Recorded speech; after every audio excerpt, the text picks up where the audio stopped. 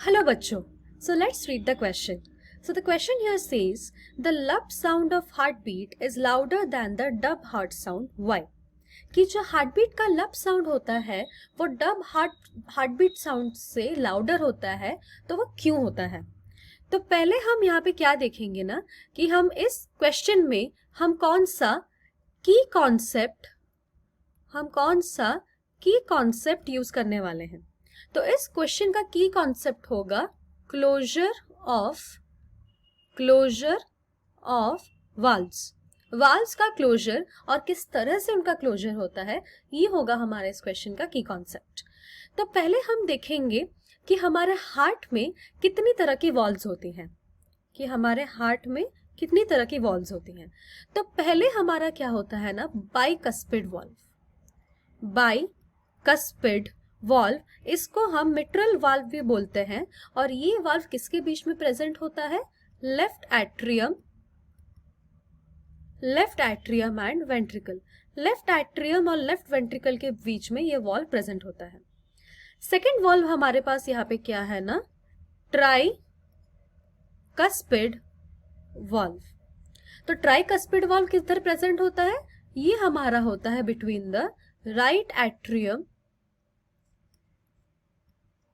Atrium and ventricle. Right atrium और right ventricle के बीच में ये वाल्व हमारा प्रेजेंट होता है. और एक वाल्व हमारे पास क्या होता है ना यहाँ पे, आयोटिक वाल्व हमारा कहाँ पे प्रेजेंट होता है? ऑन द बिगिनिंग या फिर on the site of opening of iota. और लास्ट में हमारे पास होता है क्या ना यहाँ पे, सेमीलूनर वाल्व्स. और सेमीलूनर वाल्व्स हमारे कहाँ पे प्रेजेंट होता है? ये हमारे प्रेजेंट होते हैं वेना कावा की ओपनिंग्स पे, वेना कावा. तो यहाँ पे अगर हम देखें तो हमारे पास है लब हार्ट साउंड. तो ये जो लब हार्ट साउंड होता है ना, ये हार्ट साउंड कब क्रिएट होता है? जब ये बाइकस्पिड और ट्राइकस्पिड वाल्व का क्लोजर होता है. Closure of the bicuspid and tricuspid valve. ये दोनों वाल्व जब क्लोज होते हैं हमारा लब हार्ट साउंड क्रिएट होता है. और वहीं पे हमारे पास नेक्स्ट हार्ट साउंड क्या है? डब. तो डब हार्ट साउंड हमारा कब होता है? जब हमारा कौन से वाल्व का क्लोजर होता है? Closure of the semilunar valves. तो हमको ये भी जानना चाहिए कि ये वाल्व्स हमारे क्लोज होते भी क्यों हैं. तो ये वाल्व्स के क्लोज होने का मेन रीजन होता है prevent back flow of blood का. अगर ब्लड हमारा क्या होता है ना, बाइकस्पिड वाल्व और ट्राइकस्पिड वाल्व, इन सब जो हमारे ब्लड वेसल्स होते हैं इनमें ब्लड फ्लो करता है आगे.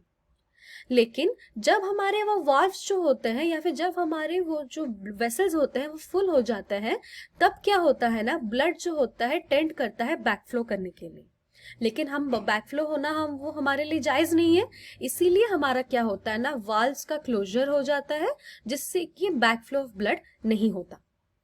तो हमारा यहाँ पे मेन क्वेश्चन क्या था कि हार्टबीट साउंड हायर क्यों है लब के लिए. लब के लिए हार्टबीट साउंड इसीलिए हायर है क्योंकि यहाँ पे हमारा हम देख रहे हैं दो वाल्व्स क्लोज हो रहे हैं. तो अगर दो वाल्व्स जो है साथ में क्लोज होंगे, मतलब सिंक्रोनी में क्लोज होंगे, तो ऑफ कोर्स क्या होगा ना, हमारा एक हार्टबीट जो साउंड है वो लाउडर आएगा. और वहीं पे यहाँ हमारा बस एक ही वाल्व क्लोजर, एक ही पैर, जबकि यहाँ पे दो पैर क्लोज हो रहे हैं, इसलिए यहाँ पे रिलेटिवली जो साउंड है वो कम आ रहा है. तो यहाँ पे हमें पता चला कि डब हार्ट साउंड से ज्यादा ऊंचा क्यों होता है. Hope you understood it well. All the best.